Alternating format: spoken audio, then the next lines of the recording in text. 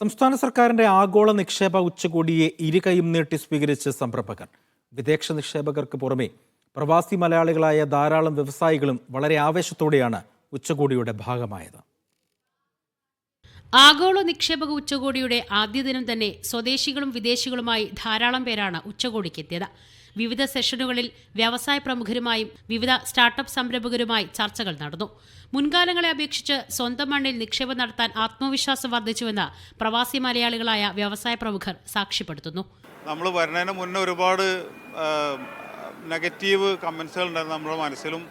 ശരിക്കും സോഷ്യൽ ആയിട്ടുള്ള ജനലുകളുടെ ഒക്കെ പറയുന്ന എനിക്ക് വെറുതെ വേറെ GCC ഇവിടെ നിന്ന് വരുമ്പോൾ പ്രത്യേകിച്ചും ഇവിടുത്തെ ചുവപ്പ് നാടുകളെക്കുറിച്ചും അല്ലെങ്കിൽ ഇവിടുത്തെ കൊടി പിടിക്കുന്നതിനെ കുറിച്ചൊക്കെ ഒരുപാട് ആശങ്കകളുണ്ടായിരുന്നു.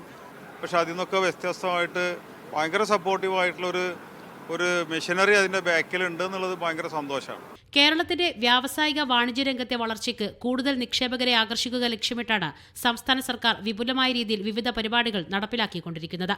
നേരത്തെ അന്താരാഷ്ട്ര ജെൻഐ കോൺക്ലേവ് നടത്തി കേരളം ശ്രദ്ധേയമായിരുന്നു.